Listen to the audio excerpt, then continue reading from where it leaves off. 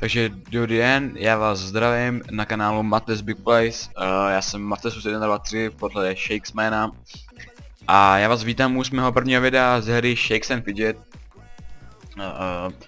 To je taková vedlejší série, která bude taková oddechová. Já už doufám, že se vám nějak povedlo a líbilo se vám první video z Need for Speed, který byl takový kratší.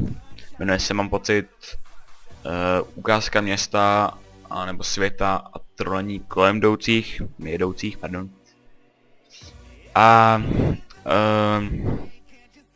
co dneska budeme dělat? Tak dneska je to spíš takový přivítací video, takže ty další budou klasicky na 10 minut, tahle ty jsou pod 10 minut, je to uvítací video z Need for Speed, ty už to tam teďko nahrává, až uvidíte to video, tak už tam bude na 1000 milion %. A tohle je informační video ze Shakes and Fidget. Začnu to takhle narychlo. No narychlo. Bude krátký video, takže to bude i rychlý informační video. Je víkend moudrosti, je to XP víkend, takže tady máme krásně spoustu expů. Já tady vyberu tohle. A v podzimu jsem teda bohužel byl, možná na houbu, ale tenhle ten papírák, to je hrozně neskutečný hnusvinstvo. Doufám, že se vám teda video líbilo a ještě bych chtěl říct něco o sobě. Určitě si všichni povinně přečtěte ten popisek u mého prvního videa z toho Need for Speed. Tam jsem psal něco o sobě, to teda napíšu i na kanál, ale jestli se mě někdo zeptá, čím nahrávám a tak dále, tak to všechno je na kanále a já to tam dám. Chcete mě na to zatím ptát, můžete, já na to odpovídat budu, než to tam dám.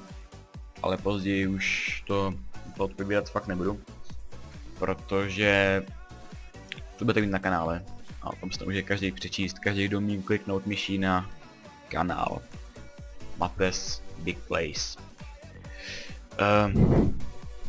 A tohle, teda jak jsem řekl, je krátký informační video, takže já už tady jsem řekl víceméně všechno. Ještě jsem zapomněl na takovou věc důležitou, a to je, abyste se podívali na kanál Mara Gaming TV, který teda bude v popisu videa. A proč se na něj podívat? Tak zaprvé je to hodně dobrý řidič, hraje test drivey, za Ferrari, jezdí tam s volantem, normálně klasika doma, tam jezdí s volantem, je to fakt superový hráč. V pohodě člověk a hlavně mi tykon dotáhl do toho, že mám začít točit a mě jsem už to měl teda v plánu dřív a on mi ještě řekl, že mi udělá reklamu, takže já dělám reklamu takhle jemu, než on vlastně vůbec zase něco o mě říká, tak já bych chtěl, abyste se na něj všichni podívali, dali mu odběr, protože má hodně dost shlédnutí na to, že to má jenom 3 videa. Lidi ho mají evidentně rádi a já ho chci podpořit, protože on bude podporovat mě, tím pádem my se budeme podporovat navzájem a budeme oba postupně se vytahovat na ty odběratele a zhlédnutí. A takže to bych určitě chtěl, abyste udělali.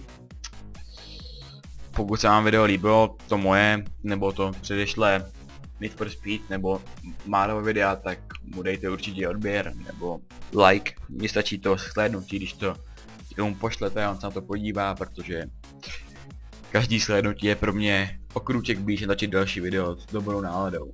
Tak jo, tohle bude všechno. S váma zatím loučím a zapomeňte, že Big Place chodí všude.